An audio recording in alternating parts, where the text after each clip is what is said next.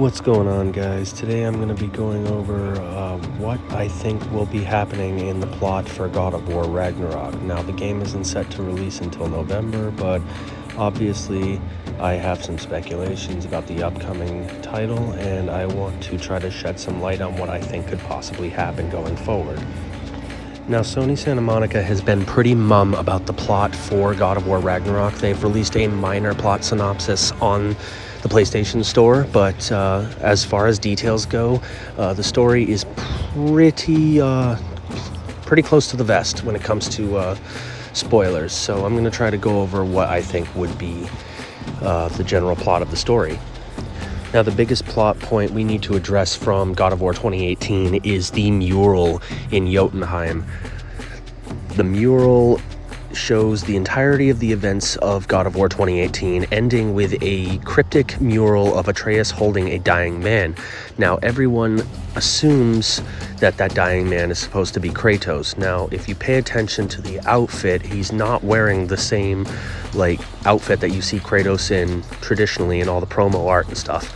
I mean, obviously you can customize the appearance of Kratos throughout the game, but the outfit he's usually wearing is the starter outfit that you get at the beginning of the game.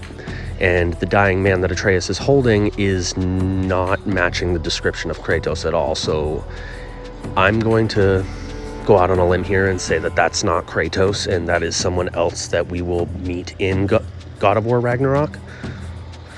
But that is the biggest plot point I think that will be addressed in the next game. My theory is that the man in the mural could be Tyr. If you've seen the God of War Ragnarok trailer, you will see that Tyr is wearing some blue attire that almost exactly matches the man in the mural. Although the man is bald, you do see that he is missing an arm, so he might have his arm bitten off by the wolf Fenrir in the next game, and that could result in his death, which is why Atreus is screaming, "Father, help," in the mural. That's obviously a rough translation of what he's actually saying, but it's pretty much a cry for help that he's saying. A lot of people speculated that this was Kratos because of this, but I personally think it's going to be Tyr.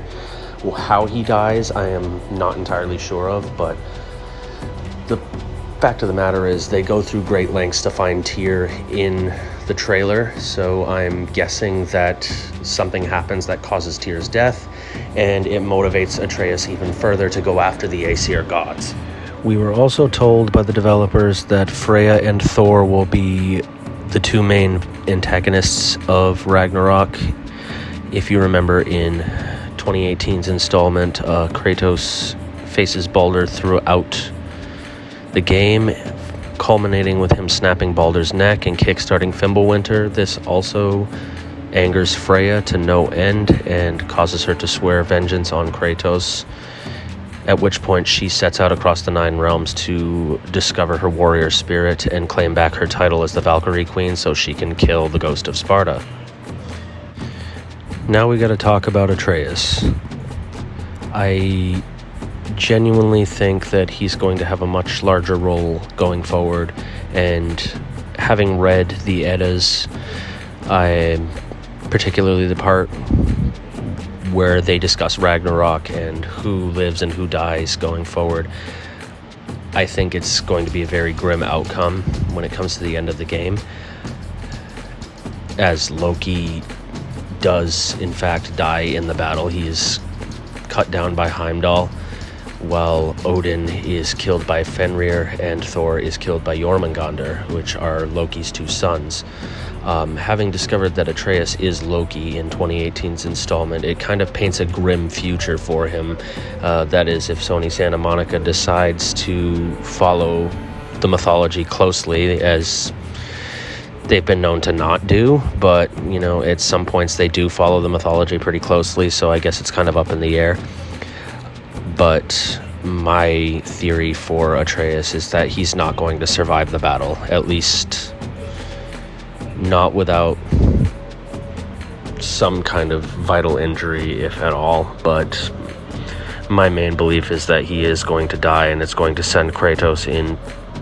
Well, basically, it's going to send Kratos back to his old self. He's going to raise him hell if his son dies, and I'm pretty sure that he will.